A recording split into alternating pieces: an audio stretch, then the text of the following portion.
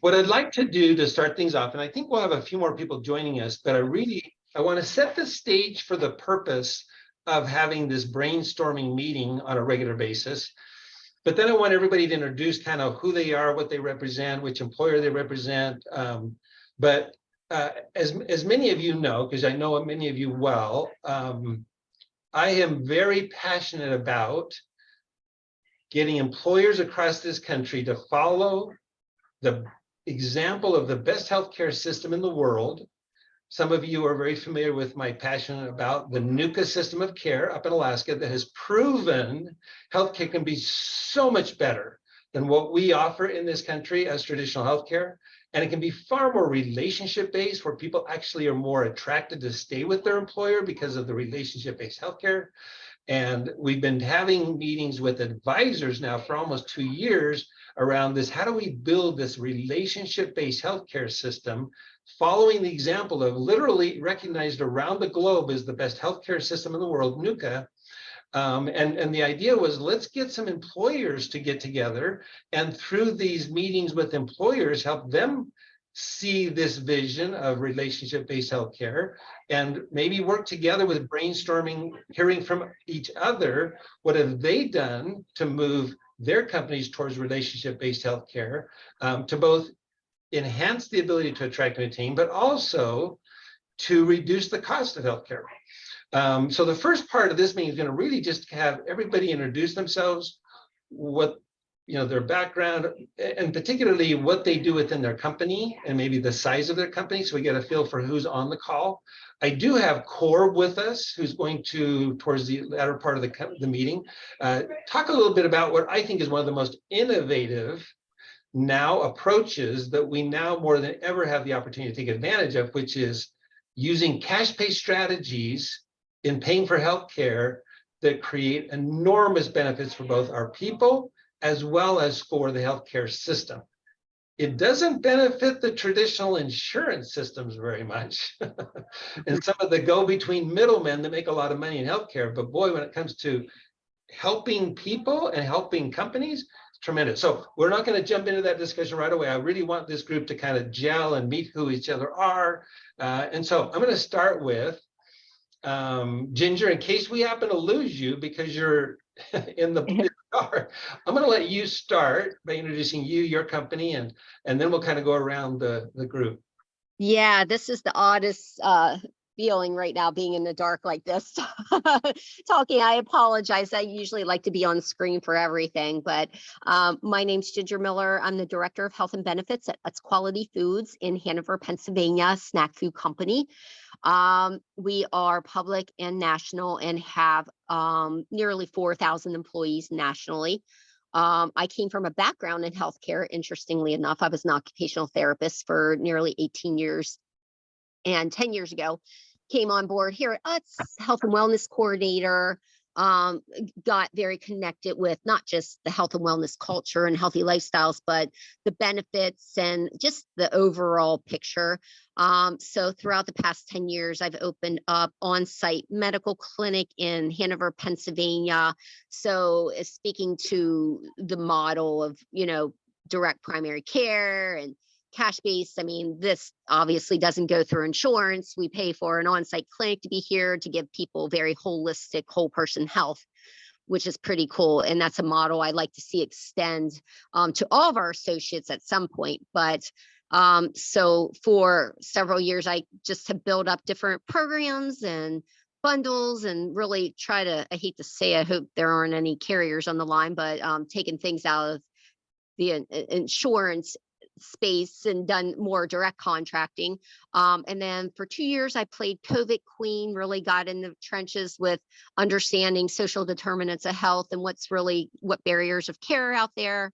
And then last November, I became the Director of Health and Benefits, which also brought in another data set of family medical leave. I'm over family medical leave too. So that's an interesting presenteeism, absenteeism conversation and total person health. And now I'm actually taking on work comp also.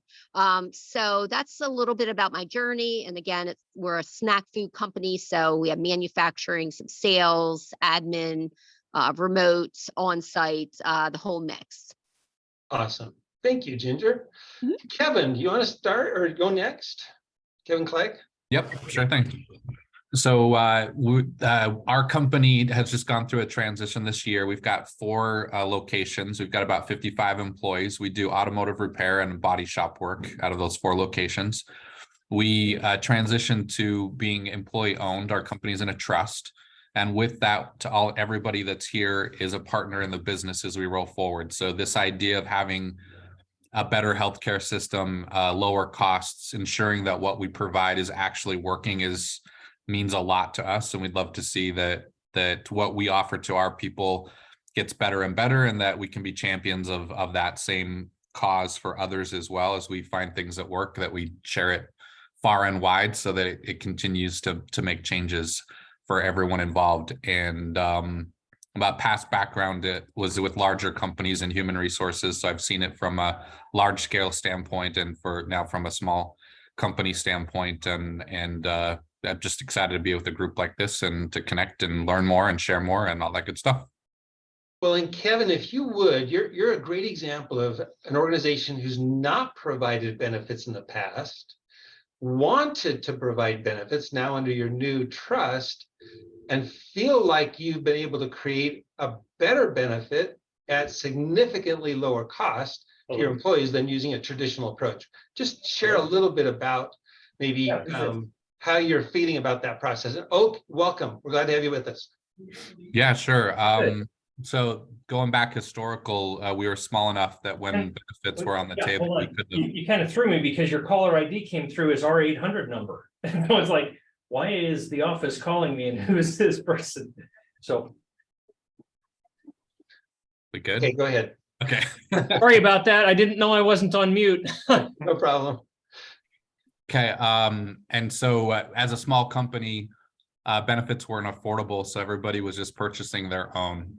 As we came together as one company with this transition, by law, we'd be required to offer them, and we wanted to offer them anyways, but traditional insurance was way too expensive. So in doing research and analysis, we found a health share and bundled that with nice healthcare for the direct primary care work, and then also brought in an EAP and actually using Daryl's company for coaching and bundling all these services together. We interviewed every employee in our company to find out what their current state was.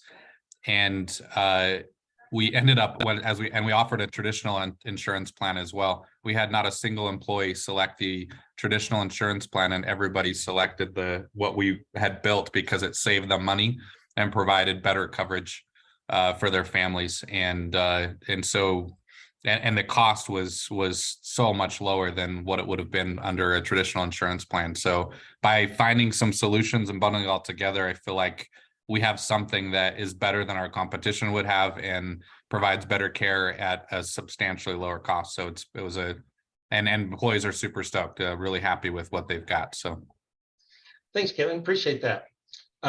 Oak, welcome. I know you just joined the phone call. We're just kind of going around and letting everybody introduce themselves. I'll give you a chance to kind of give it some thought. And if you're still using subscription-based advanced primary care like Nice Healthcare, maybe talk a little bit about how that's worked for you. But next on the list, why don't we go to Bill? Why don't you introduce yourself and kind of what you're coming in from to this group with? Sure. Great to be here. Good to see some familiar faces. Hi, Oak. Good to see you. I miss your music from your waiting room. It's the coolest. They have the coolest. It's good to see you, folks. My job. Daryl and I have been partners in this crazy vision, or work together as partners in this exciting vision of aspirational health. I'm the broker. I'm the guy on the street. I'm the broker that's been designing plans for 40 years for employers all over America, large employers, small employers. My desire from this, as Daryl and I have interacted over the last couple of years, we know what we know about helping employers hold the line on expenditure of healthcare per head per year. our objective is always to get an employer in the neighborhood of $6,000 to $7,000 of expenditure per head per year, significantly below America's average of over or approaching $11,000 a year. It's actually now 13,000 plus. There you go. So what's happened is my role, because Daryl has spent more time on the stage coaching and teaching and interviewing many of you and many folks like you nationwide. I'm the guy who gets on the street and actually gets in and goes and meets with the employers. So one of the things that I would hope that we could learn from each one of you, Ginger, Oak, Austin, Kevin, Corb and I are starting to get to know each other better. But when you choose a broker, when you choose somebody to help you solve your problem, are you what is the thinking paradigm? And I don't need answers right now, but I would like for this forum for you to be able to tell us, are you choosing product or are you choosing broker? And if you're not choosing broker first, why? And then how can we at Aspirational Health be more efficiently a servant to you? Because Aspirational Health is a conglomerate or a think tank of great solutions. But if you are embraced and married to a specific broker or a specific thinking paradigm, and you purchase from someone who's not using the tools that can give you really what you want, how do we help you see that, or how do we help that broker see that? So what my job is with Aspirational Health is, as the brokers or the delivery messengers that come to you as employers, we need to know how to do that more efficiently. We need to know what is your paradigm of making decisions. Do you actually trust the broker? What do you need? Is it a know, like, and trust issue? Or if I come to you and I say, I can cut your cost by 40%, have I just earned the right to be there? So you understand what I'm saying? So my goal in all of this is at the end of the day, you employers control the decision. You control the money, you control all of it. So what is it that we can do at Aspirational Health to be more efficiently providing you complete answers with independent third-party administrators, independent organizations that do not suck the life out of you financially and keep you up around that $13,000, $11,000 to $13,000 a year nut? That's our objective. So we would love to learn how to do that better and serve you better. That's my job. Okay, thanks, Bill. Austin, we're just meeting each other. We've had a chance to visit with some of your leadership team about the aspirational care model, but tell us a little bit about Royal Engineering. Yeah, so it's an engineering design firm doing professional engineering services, mostly electrical and mechanical. You know Nathan Sweat, the owner and president of the company, and he's really set on making sure that Royal Engineering is a place where the employees want to work, and he puts a big emphasis on benefits, and that ranges from healthcare that we'll be talking about, retirement plans, personal and professional development. We're one of the probably few companies that will pay for someone to develop personal skills in an area unrelated to what they do here professionally. And I started working here as the CFO about 4 months ago, so still trying to learn the ropes. I don't have a deep dive understanding of what's currently being provided here as far as the in and outs of the health benefits. I kind of know what I've got personally, but that's about where it stops. Nice. Thanks, Austin. Oak, want to introduce yourself and Craig Swap? Yeah, so my name is Oak. I work at Craig Swap and Associates. I've been here 22 plus years. Last year, we made a big shift for us to go to an HSA style plan from a traditional plan. It was rough for many of our employees, and took some adjustment, but we also utilized the NICE network, and I think that was a big win. I've used it in my family several times.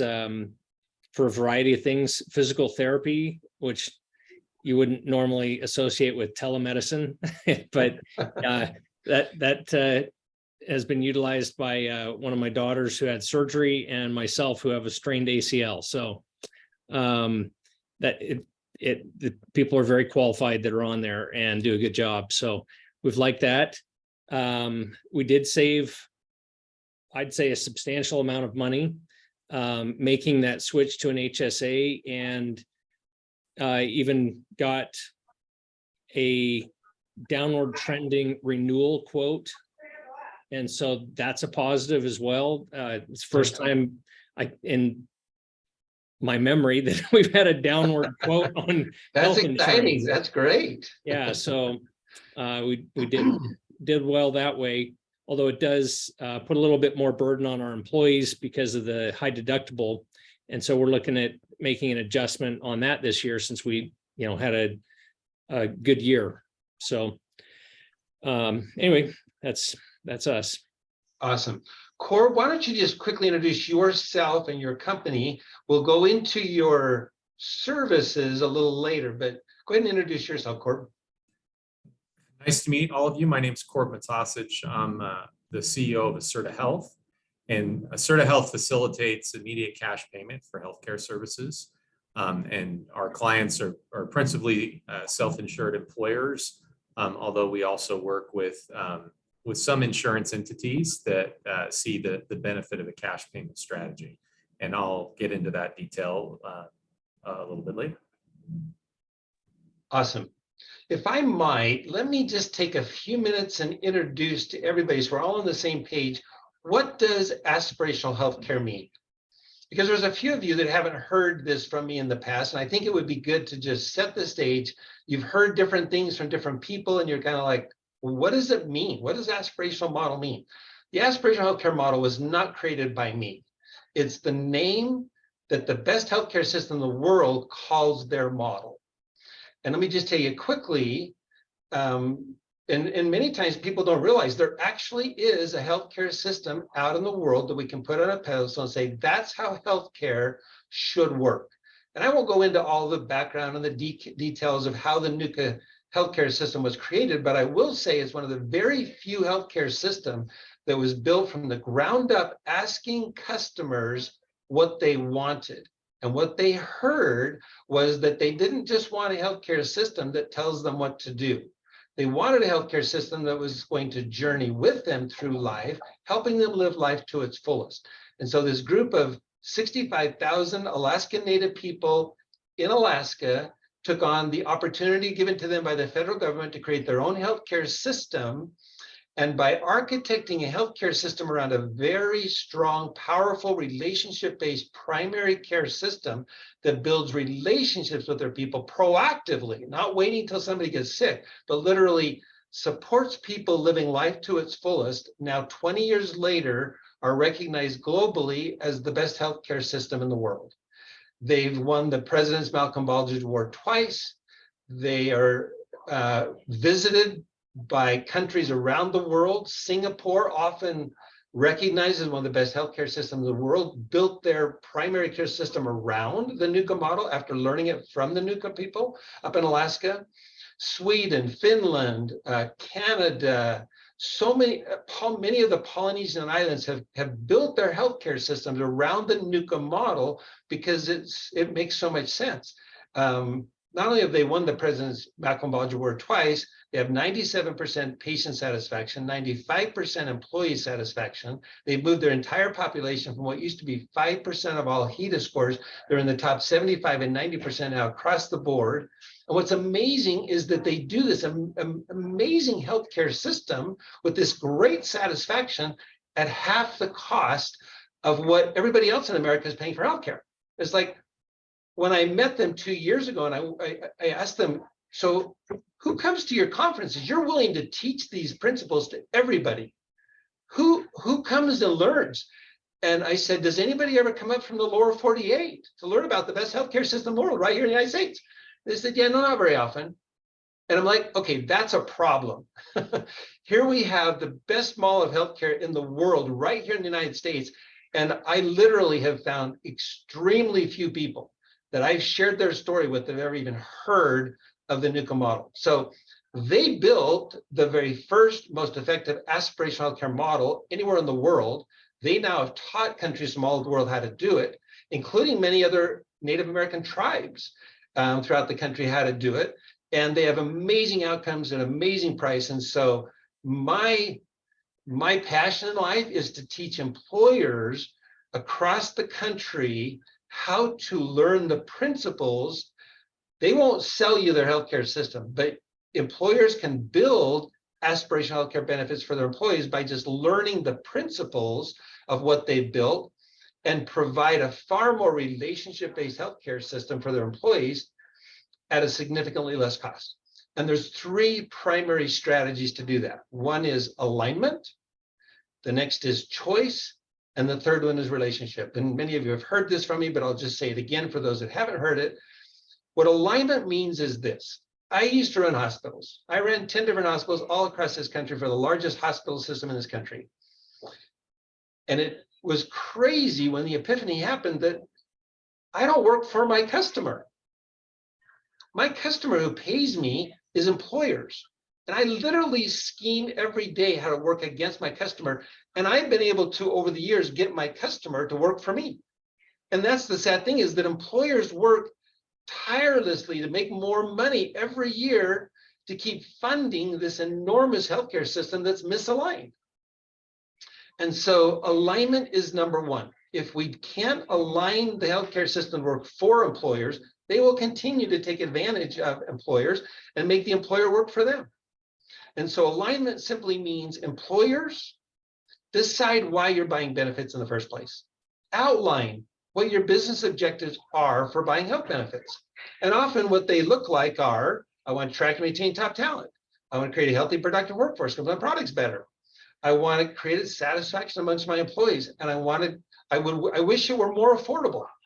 And yet they almost never create a metric and a measurement system to monitor whether they're accomplishing those objectives. And often HR is in charge of building this.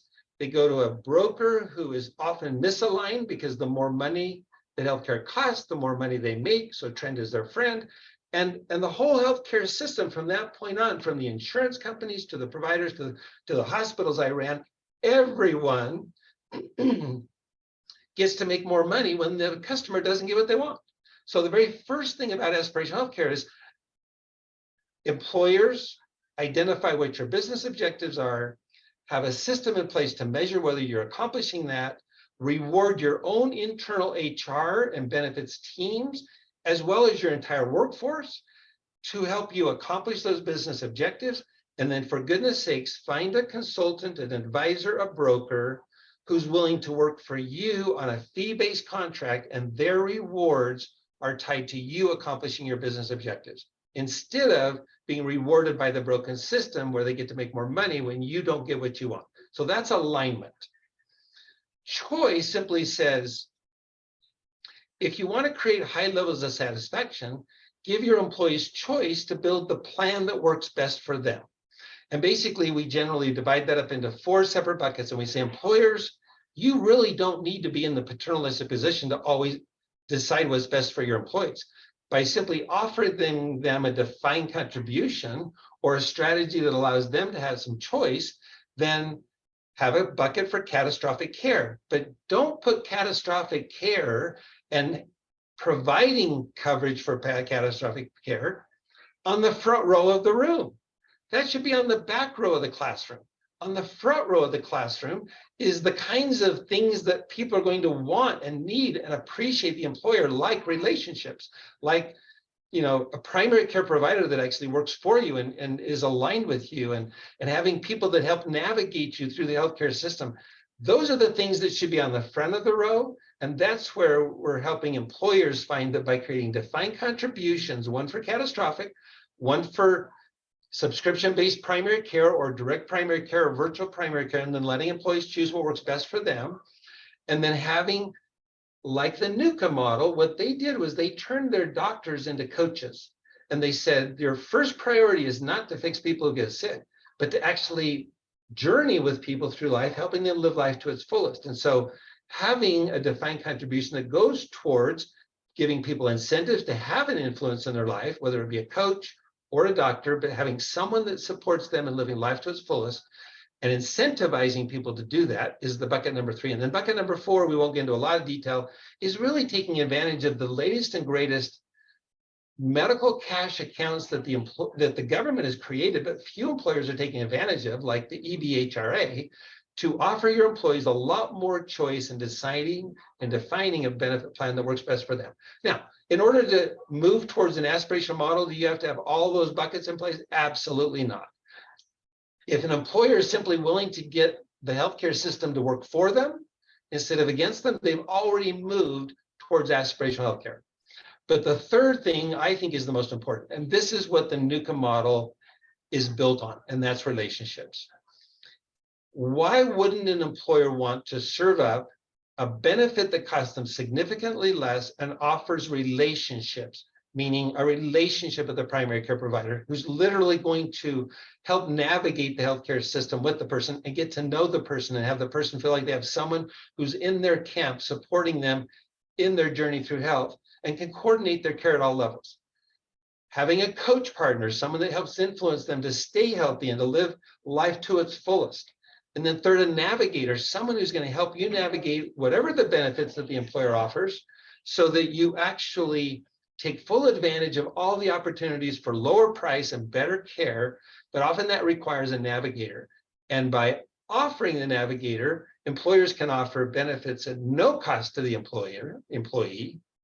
They can offer benefits that have no deductibles or copays or out-of-pocket maxes, and they can offer a far more relationship-based health plan that creates a far greater tie for their employees to want to work with them and keep working with them, because they know if they leave the employer, they leave those relationships that they built. They create a huge attraction and retention strategy for employers. I probably missed a few things, but again, alignment, choice, and relationship are the 3 fundamental principles of this aspirational model that we're encouraging employers to take advantage of.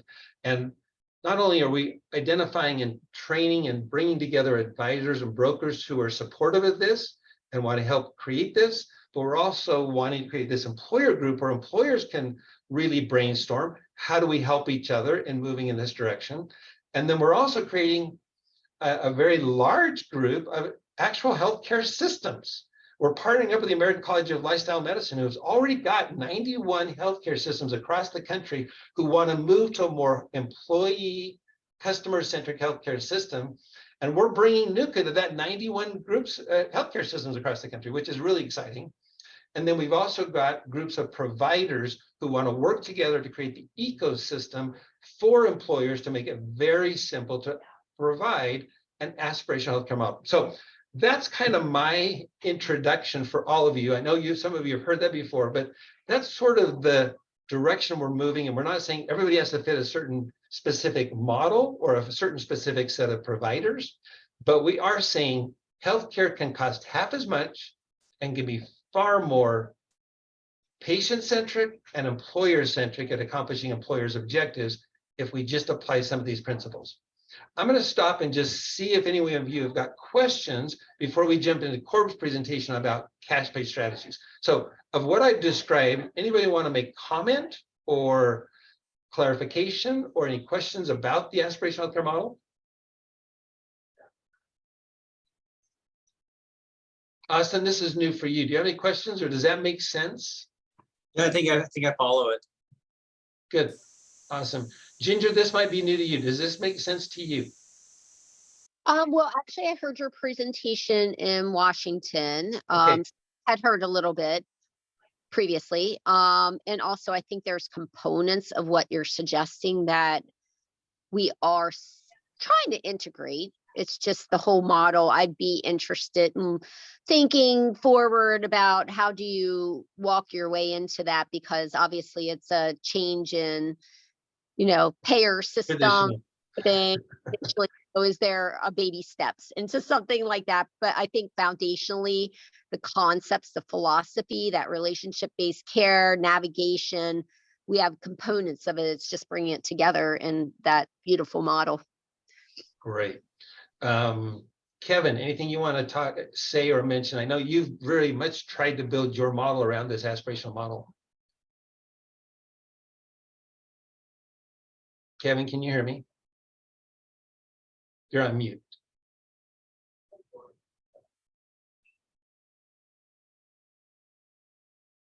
Kevin, anything you want to say about that based on what you've done?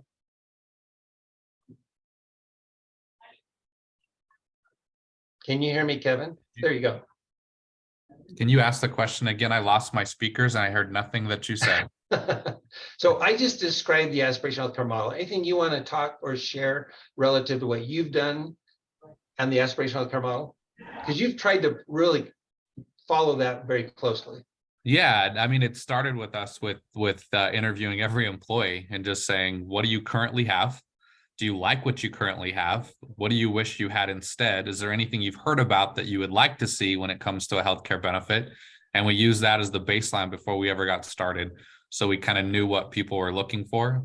And then as we went to the marketplace, the goal was to find as much benefits as possible at a lowest cost as possible that were based around the idea of a DPC and a relationship and managing health and having a coach and some of those things. And so, yeah, like that's the approach that we took, and was super excited to find as many solutions as we did at the price points that we did, and looking forward to this year to see what we learn as we implement it all, and what worked and what didn't work and what changes we'll make. But I'm all in. It's a great model. Great. Anybody else have anything they want to share? Okay, with that, I want to introduce Corb, and I think one of the most exciting things, and Ginger, you heard me talk in Washington about how excited I am about this cash pay.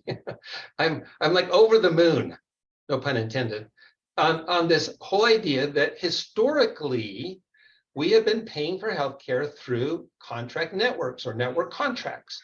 And generally that means we're getting about a 30% discount. There's a new strategy that's flying across the country that many employers have taken advantage of called reference-based pricing, where you basically say, we're not going to have a contract. We're just going to pay the hospital the price we think they deserve. And the problem with that is it puts the patient in the middle of this legal battle between the hospital and the payer, saying payer doesn't want to pay any more. Hospital says, well, this is our charges, and has some real black eye aspects to it. Well, this cash pay strategy I see as saving even more money than reference-based pricing, and take out the black eyes that reference-based pricing has been so burdened with. And that is when you go, and now the hospitals are required to make their charge masters transparent. You can see, I did this here in Utah, I did this Washington, D.C. When you walk into a facility and say, I'm here to pay cash pay, you're looking at 70, 80% discounts, because that's what they give cash pay patients. And I came back from Washington, D.C., and of course, there are organizations like sharing programs that have been taking advantage of cash pay for years, but I didn't even know Corb when I presented in Washington, came back, learned about him from some of our other advisors, and went, oh my gosh, there is an organization that can help employers build their entire self-funded strategy around a cash pay strategy. I'm like, okay, Corb, more people need to hear about what you're doing, because I truly believe this is the future of how employers will pay for healthcare. So with that introduction, Corb, I'm going to let you kind of take over and share your strategy and let this group ask you questions. Great. Thank you so much, Daryl. Really appreciate the opportunity to be here, and thank you for that introduction. Just to give you a little bit more about my background. So I've been in healthcare for the last 20 years or so, ever since I got out of graduate school. I started my healthcare career actually working with providers to help them get paid. Did that for several years. And then while I was still at the same company, I was asked to switch sides, so to speak, and begin paying providers. So healthcare payment from all angles. I'm sure that all of us have enough familiarity with the healthcare system to know that the healthcare payment model is a mess. It's really, it's a disaster. It's about as complicated as you could possibly design something. Many people compare it to a Rube Goldberg experiment, right? Like, just drive complexity through the roof. And people acknowledge that, but most people don't believe that it can be any different. This is where Asserta Health comes in, because we believe that healthcare payment can be a very different experience. So I'm going to share up my screen, and this will be a very brief presentation. Shouldn't take more than 10, 15 minutes tops, and then would be happy to take any questions that you might have. Can you all see my screen? Yes. Okay, wonderful. So again, our team has decades of experience on all sides of the healthcare payment problem. We've worked for large payers and large providers, and our experience working in the weeds of healthcare payment convinced us that you can't make healthcare more affordable without fundamentally changing the way we pay for it. The standard claims-based third-party reimbursement model, it's even hard to say, is a significant barrier to industry efficiency, to innovation, to consumerism and consumer experience, and therefore affordability. And we created Asserta Health to deliver a more efficient, retail-like, immediate cash payment model, and developed a proprietary system that we call Medicash that enables immediate cash payment for any healthcare service. And our value proposition for employers is to improve affordability while simultaneously improving the member and provider experience. The best way to give you an idea of our value proposition and how our proprietary system Medicash impacts the member experience is to tell you a case study. This is the true story of Janet. So Janet had both of her knees replaced. She first had her left knee replaced using a traditional health plan, and it was a real nightmare. She had no way to evaluate the quality of her surgeon. She was worried about whether she could even afford the procedure. And after her surgery, the barrage of confusing bills and collection notices took months to resolve. It cost her nearly $4,000. It cost her plan almost $31,000. Now contrast this with when Janet had her right knee replaced the following year using Medicash. So when her doctor told her she needed to have her right knee replaced, she really dreaded going through the process all over again. She called the Asserta Health concierge because she heard it would save her money. The concierge asked questions to understand her medical need and then worked with the Asserta Health clinical team to identify high quality cash providers. Janet chose a surgeon and then had a consultation. We agreed on a cash price for each provider who would be involved in Janet's care and secured approval from Janet's health plan. We then requested funds in advance and paid each provider on the date of service.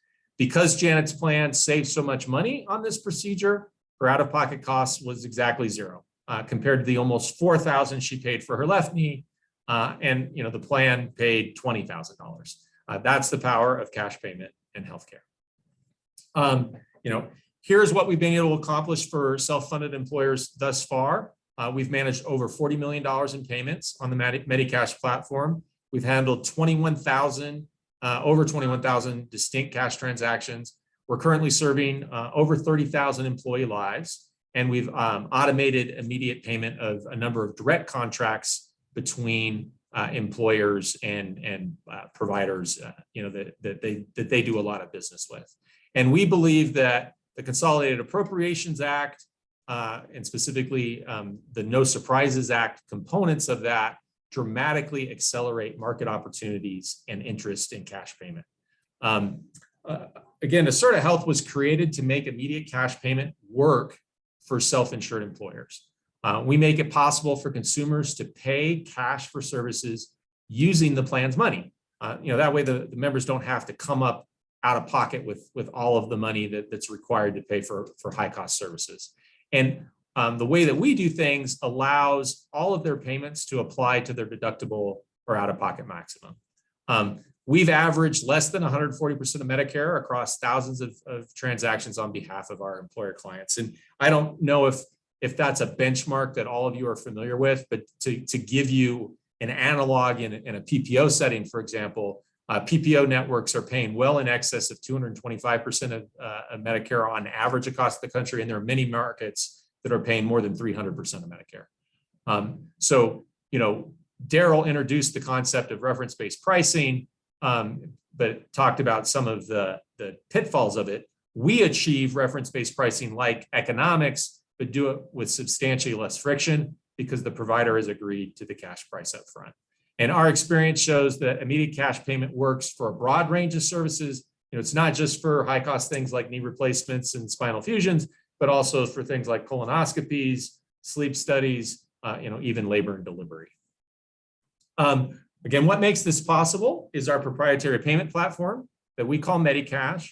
It leverages decades of experience managing healthcare payment for all stakeholders. It integrates cash payment seamlessly into a self-funded health plan and operates with the same rigor that's used to process claims. We request funds from the plan and from the member when necessary. We stage the money in the Medicash platform, and then we pay providers as they deliver services. Medicash also captures all of the essential data and reports it as a paid claim to the plan administrator. So all the data is available there for reporting, accumulators, etc.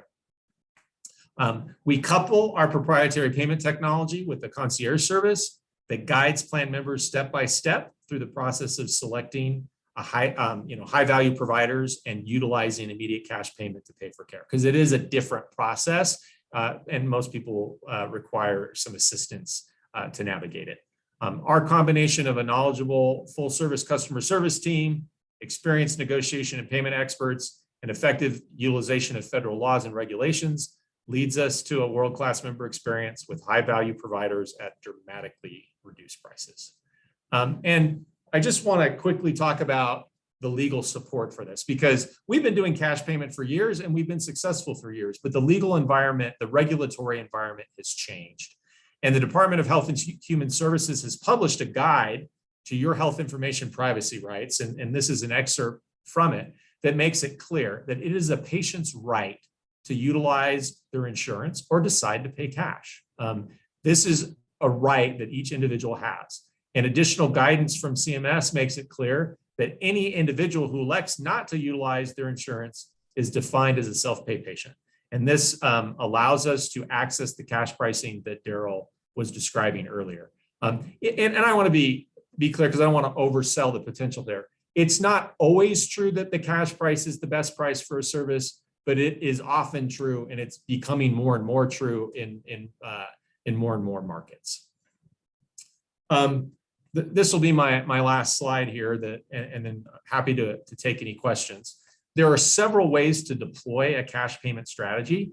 Cash payment can be bolted on as an optional benefit to an existing PPO plan, for example, or also a reference-based pricing plan. Folks often say, well, this is interesting, but I don't necessarily want to reinvent my entire plan to start. This bolt-on strategy is a way to kind of dip your toe in the water and gain some experience with cash payment. It doesn't maximize the savings. Typically utilization of a bolt-on program is capped, and I mean capped, at about 25% of eligible services. And most organizations are achieving between 10 and 15% of utilization of eligible services. But the real power of cash is realized when you do place cash payment at the center of the health plan. So plan members who choose cash options enjoy significant out-of-pocket savings, but the reference-based pricing or the PPO plan is always there as a backstop. And members engage with the concierge for guidance and choose which benefit to use prior to each service. And in a cash-centric model, we've achieved utilization rates in excess of 80% of eligible services. So it can really fundamentally transform a health plan and fundamentally transform the economics of that health plan. We believe that cash payment is the best way to maximize the value of most cost containment strategies, including some of the things we've already talked about, like direct primary care and direct contracts. So just to wrap it up, the only way to make healthcare affordable is to pay for it the same way we pay for everything else, directly, transparently, and immediately, and that's what Asserta Health. Corb, Yes. can you go to that last slide one more time? Sure. What does RBP stand for again? So that's the reference-based pricing model that Daryl. Oh, okay, reference-based pricing. Yeah. Okay. Sorry to use. It's so easy to slip into the industry vernacular. I apologize. Yeah. Or can I maybe summarize and say back what I think you just said, but maybe in a little bit different way? what basically Corb is saying is that an employer can offer a plan that's got deductibles and copays, and then say, here's another option. So I'm going to give you an insurance card. Here's an insurance card. But I'm also going to give you a debit card, literally a debit card. And I'm going to say to you that you have the right when you go to a provider, and clearly we wouldn't talk about primary care. We would want people to be on a primary care subscription model. So this only really has to kick in if they have to see a specialist or if they have to go get a major test or go to a hospital. So primary care should be taken care of through subscription-based primary care. But if you give to your employees the option to say, look, you use the debit card that's basically cash, and you go to the provider and say, I'm choosing not to use my insurance card where I have to pay a deductible or a copay. I'm choosing this cash price. By doing that, I'm not going to pay anything. And I'm going to have a navigator jump in with you, the provider, and we're going to get you paid right up front cash. And I'm taking advantage of my right. Law protects me to not tell my insurance company, this other card, that I'm using, healthcare, and I'm going to get a navigator to navigate this for me, and I'm not going to ever pay a deductible or a copay, and my employer is going to save a ton of money because I'm accessing healthcare to cash pay. That's the way I look at it. So whether that helps to clarify for others, it's as simple as your employees get to choose, and the more you educate them that if they use their cash card and their navigator, they pay nothing. If they use their insurance card, they got to pay deductibles and copays. It's that simple. But you said if they go to like their primary care doctor, they still use their insurance program. Well, and what I'm suggesting is that you try to get as many of your employees away from using insurance for primary care and move them to a subscription model of primary care where there's never copays. It's literally you're paying for all primary care services like Nice Healthcare or like other primary, direct primary care, where they're just, they're being serviced by a subscription paid for by the employer. Employers paying a subscription-based primary care model, whether it's an on-site primary care, whatever. And the only time they even need to use any money or insurance is when they go beyond that subscription-based primary care. And then if they walk in, if they're on the phone with Nice and they say, I need to go see a specialist, then you walk into a place. Well, you'd still have to set up an appointment. So would you actually coordinate this before, like when you're setting up the appointment? Yes. That would be ideal. That would be ideal is you simply contact your navigator saying, look, I've got an appointment with a specialist. You get involved before I even show up to coordinate with that specialist. Yes. That would be the ideal. One idea would be you could actually put a little bit of money on that debit card, and for all specialty visits, let them walk in with $200 on their debit card, just let them pay for it at that time. And now you just use the upfront cash Corb strategy to take care of those more expensive tests and so forth. And then you could just simply reimburse them for that $200 specialty visit when they send in a receipt or something. That's just kind of one of the ideas. Does this function like an HSA or? It's not an HSA at all. Actually, it's almost staying away from HSAs because HSAs require people to pay out of their own pocket or out of that HSA account a certain until they reach the deductible. So this is almost a strategy not using HSAs. In fact, Oak and Daryl, I know when you really stop and think about it, HSA, when we introduced HSA into the marketplace years ago, the theory was we were doing it because we could have this really cool tax benefit. The truth of the matter is for the masses, HSA has been disastrous because what it's done is it helps them make a decision to have a really high deductible, and then their HSAs aren't full of money and they end up going through a medical bankruptcy anyway. So the masses have never really learned how to embrace it. And so the concept of this front end benefit is so significant. And to Daryl's point, to the relationship component, it far exceeds performance of HSA overall. And to be clear, to be clear, yeah, an HSA is an individual account that your employees own, right? This is a payment capability that the employer funds that allows your employees to pay for healthcare, but to pay for healthcare with your employer funds. But you're paying less, so you don't mind waiving their out-of-pocket costs, right? I mean, it's basically you improve the benefit because you're getting rid of all of this cost sharing that many employees can't afford in the first place. And then you're paying less for care so that everybody's better off, right? Your employees are better off. They paid nothing out of pocket. They got the care that they needed. And you as an employer has paid less for the service. And then you just have some kind of a backstop on top of that for the employer, so that if something catastrophic happens, it's not coming out of your pocket.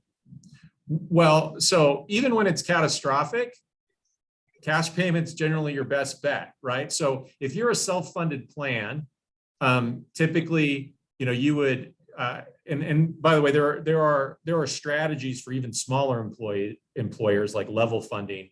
And that's probably a conversation for a different day. If you'd like to learn more about it, be happy to talk about it. But, as a self-funded employer, there's a tranche of risk that you just are responsible for.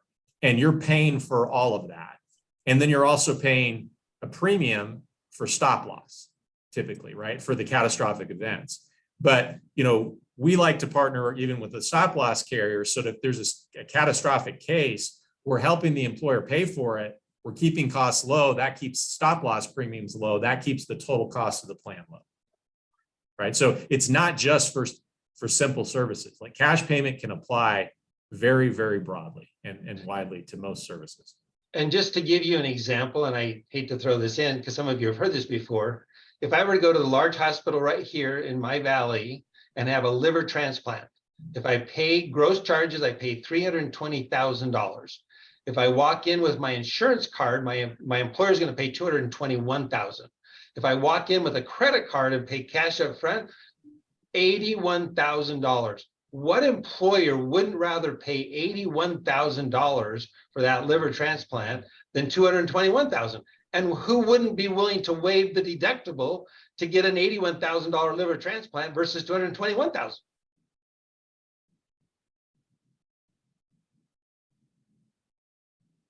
Other questions?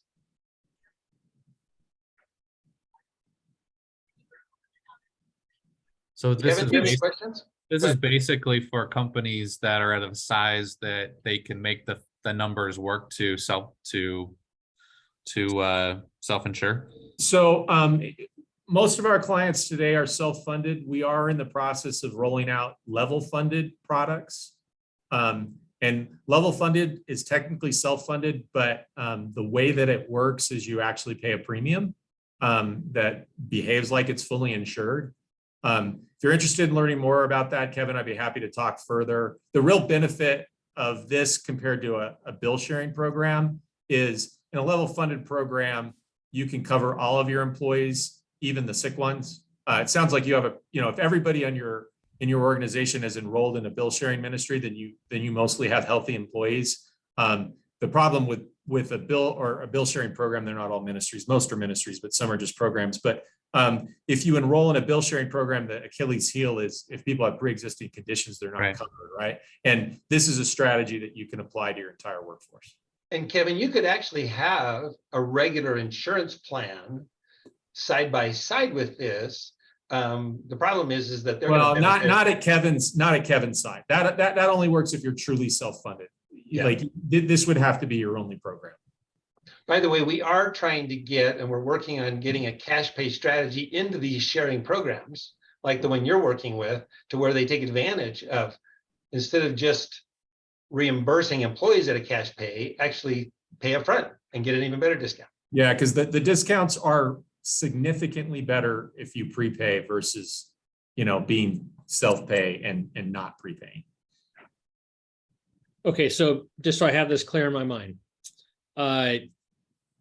you get a program like NICE, which we use, and people use that for all their traditional regular stuff. And the NICE doctor says, okay, you need to go get this lab done, or you're going to need to see a specialist, a dermatologist, an orthopedic, whatever. And so you leave your free NICE appointment and you call the lab or somewhere that you can have the blood drawn. Maybe it's your old local primary doctor. And you just say, hey, I need to come in and get lab work done. And they say, okay, we'll draw the blood. And I don't know if they they may say, oh, you got to see our doctor. So maybe that doesn't work, but you go to the lab, whatever, you just call your Acerta, the number on the card, and say, I'm about to go here. Can you work this out? So I walk in and just pay. Yeah, so typically the way that we would handle low-cost services like what you just described is the employer would agree upon a reasonable rate for common services. So if you call in, we have the ability to load, so we would issue a debit card to every member of your plan in advance. And for low-cost services, they'd call in and say, I need this done. We would load the amount in real time onto that card, and then they would just pay for the service and submit a receipt. So that to substantiate that they actually used the money for the intended purpose, right? Okay. Yeah. So like they might have $1,500 a year on the card or whatever. Is that? So again, our model that we work with employers on is we load funds as they are needed. So some people might need $35,000 of expenditures. Some might need 300, right? And they engage with the concierge service. When it's higher cost things, we're not generally loading a debit card. We're guiding them step by step through the process, and we're generally also making payments on their behalf. But for simple services like a lab or a specialist office visit, we would just load the determined amount onto the card and put them in a position to pay for it. And I will tell you from experience that when you walk into any provider and say, I'm cash pay, it's amazing how they roll out the red carpet for you. I mean, all of a sudden the prices start slashing. They love the revenue cycle of cash pay. It doesn't cost any revenue cycle cost. It's like I'm getting cash on the barrel right now. So we're almost out of time. Thank you for your questions. The one last thing I wanted to bring up to this group is I've been thinking about orchestrating this and inviting other employers to join. And we had a number that were going to join that weren't able to today on a monthly basis. Is anybody like wanting to do more often or less often, or does once a month sound like a good cadence for this meeting? Personally, I don't, I just came to see what this was all about and sort of take some of this information back because we are approaching a renewal. And so, I just want to be up on What's some going of on? this to, be able to talk about it. And, but I don't know that I would participate in any kind of regular meeting like this myself. And what we would say is if we did it monthly, we would send you an invite. And if you want to participate. And we might even say, okay, we're going to have a presentation on this particular strategy, or this is just going to be brainstorm. So join when you can and when you want to. What are other thoughts? Austin, Kevin, Ginger had to jump off. I would say that with as many other things on my specific plate, I wouldn't do any more than monthly, and I would probably, if it was every other or quarterly, would be depending on what was coming, what was being talked about would be the Driving force. I think, because I'm like totally interested in hearing new ideas and strategies and thoughts, and here's a new DPC, it's better than NICE, and here's the reasons why, or here's a new cost share program and we should talk about that, or like if there's things that are out there, I'd love to hear about it, but I don't know I would wonder on a monthly basis if there was enough content that would be like, I'm dedicating an hour to this. I don't know, right? This was interesting today to connect with other people, interesting to hear about this cash pay model. I've got more questions about it. So I guess it would just depend on what was happening with these. Good. Austin, any thoughts? Yeah, I agree with Kevin. It's kind of really depends on what's relevant and new in the market coming up. So I could see monthly to quarterly being, if it was monthly, probably would hit like one or two of them every quarter. Okay. Well, that's extremely good, valuable feedback. So thank you very much. And I'll check with the others that weren't able to join us today and kind of get their thoughts. But Corb, I want to thank you for your presentation today. Again, I think this is one of the latest and cutting edge strategies that employers, I'm trying to think why you wouldn't want to embrace this to some degree or another, take advantage of cash pay. I need to run. Thank you so much, Daryl. Pleasure Thank meeting you. all of you. Appreciate everybody. We'll sign off now. Daryl?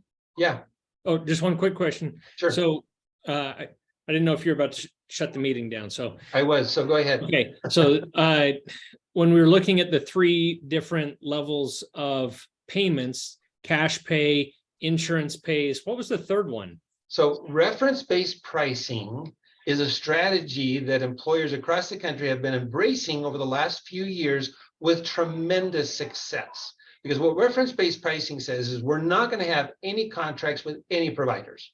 We're going to do away with the old network contracts to give us certain discounts.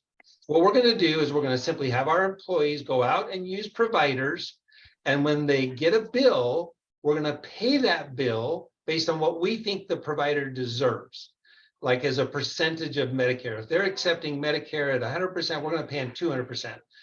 The downside is that providers are like, well, wait a second, we just did this service and we normally charge this much and you're only paying us this much. So we're going to balance bill the patient. And then you've got this contest going on. So reference-based pricing has become very popular, but it has a lot of black eyes. Yeah. Yeah, I'm familiar with that. Is that what one of the three columns was? Reference based? No, I'm sorry. Are you talking about the buckets or the three strategies? So the three strategies are alignment, choice, and relationship. Nope, not that. You're talking about the buckets of where you put the money? Yeah, because you like when you're talking about there was the chart up that said like you pay this much here, and then cash-based pricing is, you know, way lower. Like you used the liver example, but colonoscopy was on the chart and other stuff.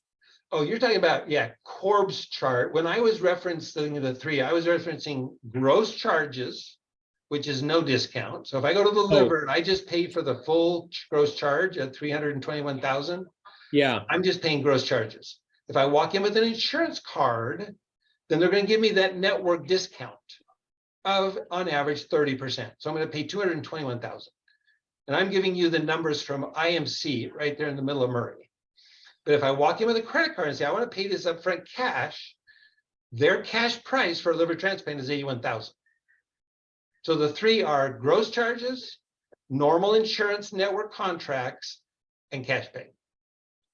Okay, perfect. Thank you. You bet. And somewhere in between that is reference-based pricing, right? Right. So reference-based pricing would come in kind of between your discount insurance contract rate and cash pay. Yeah, And it's basically the payer saying, I'm only going to pay this much. And now you got to go through this battle to see if they're going to be willing to accept it. Where cash pay, hospitals now have to put their cash pay online. They have to actually show, here's my cash pay price. They're required by law. And there's websites like turquoise.health where you can just go look up any hospital and any procedure and see what their cash pay price is, what their different contract prices are. It's like we're living a whole new environment. And I'm saying employers take advantage of this. Okay, thank you. You're welcome. Austin, thank you. Nice to meet you. And Kevin, thanks for joining us. Yeah, Anybody else Daryl, have any questions before we sign off? I got a question for you, Daryl. Sure. So what sort of forum would you have conversations with people about what would it take to create a healthcare plan that was essentially structured like a health share, like Zion's Healthcare, where you could create your own like self-insured program owned by the people that participate, like to where you're controlling the costs with the common goal of everybody participating being that if you save money, everybody that participated got money back. If it costs more than it but you're following like similar methodology aligned the same, how would it be possible to create that, discuss that, talk about that? Who might be interested in collaborating about something like that? So I can tell you that employers that are large enough to self-fund themselves are basically doing that by themselves. Correct. They're creating a self-funded plan and they're offering this typical plan, but saying to their employees, if you use this cash pay strategy, you don't pay any deductibles. So Right. for a company large enough that they can self-fund, easy to do that. Right. There are brokers in this community in Utah that are trying to build a consortium of smaller employers who want to group together and do that in kind of an association plan format. Right. So, Your broker is doing that. Okay. They haven't built it yet, but they're working to the end where small to mid-sized employers that aren't big enough to self-fund it could take advantage of that very strategy. And I guess the question's going to be, what's the price point of a plan like that on average per employee per year compared to something like a health share? And is there still substantial savings in a health share model compared to a self-insure cash pay? I'll answer it just from my own perspective. The two differences are that the sharing programs are not having to take responsibility for pre-existing conditions that Right. first year. So Right. they're already sifting out some of those high-risk people. Yep. But their strategies of reimbursement are not getting the same savings as a cash pay strategy. So I don't know how that would equal out. I'm not sure if they would wind up being about the same, Yeah. or I if could, in fact- I could take a stab at that, Daryl. Sure. Here's what I know about what we've experienced the last 12 months. We've got you guys are at about 50 lives, right? Did I hear that right? Approximately 50 eligible. Yep. So the share world is adapting to your size and is starting to cover pre-existing conditions up to $25,000 the first year for employers your size, number one. So that takes the share options and moves them into a new category that they've not previously been functioning in. So from that perspective, they're stepping up. Secondly, I think that what you're going to see in this, what Corb is creating, not just Corb, but I think there's others that are starting to look at this. If they don't implement a program like Acerta into their system, that's a cash transactable process, they're screwed. You know, they're getting eaten up by these PPO contracts and the traditional assumptive. So we do have inside of our sort of arrow or quiver of arrows, we've got a couple of relationships that are good with that. And I don't know who your brokers are. Daryl probably knows more than I do, but we could coach them on that process. But the answer to your question is exactly. We just finished an analysis of a fairly large employer that we do work for. They have 168 employees, and we did their full run.